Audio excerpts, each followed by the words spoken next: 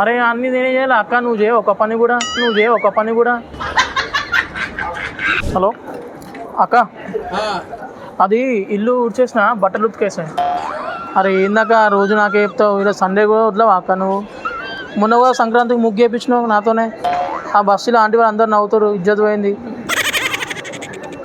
నీ ఒకరో చేసాక పని, నువ్వు ఏందాక ఎప్పుడు చూసినా నాకే చెప్తావు అన్నీ. చూడక్క ప్లీజ్. అది ఇల్లు ఉడిచేసిన బట్టలు ఉతికేసాయి. అరే అన్నీ నేనే చేయాలి అక్క, నువ్వు చేయ ఒక పని కూడా, నువ్వు చేయ ఒక పని కూడా.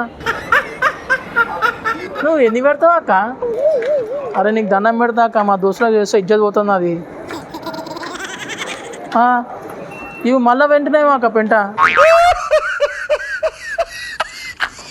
అరే నువ్వు బట్టలు ఉతకమంటే ఉతుకుతాను అక్క, ముగ్గుని ఎందుకు వేస్తాను నేను, ముగ్గుని ఎందుకు వేస్తాను నేను? ముగ్గు నాకు రాదు. మన సంక్రాంతికి వేసినప్పుడు ఇంటి పక్కన ఆంటీ వాళ్ళు అందరు నవ్వుతారు, ఏమరా బాబు ముగ్గులు వేస్తున్నా గుబ్బలు పెడతారు అంటారు. నేను చేయనాక నాకు తెలియదు. అరే నువ్వు వినాక నువ్వు వేయాక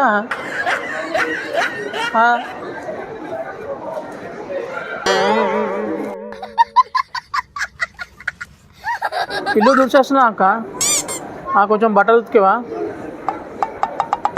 అరే ఇందాక ఎప్పుడు నేను ఉతకాలి అక్క బట్టలు, నువ్వు ఒక్కసారి ఉతకవా? ఎప్పుడు నేనే ఉతకాలంటే ఎట్లా అక్క చెప్పు? నేను బయటకు వస్తున్నా అక్క, అర్థం చేసుకో ప్లీజ్. ఇల్లు ఉడిచేసిన బట్టలు నువ్వు ఉతికేసాయి, నేను కొంచెం బయటకు వచ్చిన. అరే ఏమక్క ప్రతిసారి నాకే బట్టలు ఉతకమంటావు, నువ్వు ఒక పని చేయవా అక్క? ఇక రేపు వచ్చినాక ముగ్గు కూడా వేస్తాక పొద్దున, ఇక అందరు చూసి నవ్వని, సరేనా?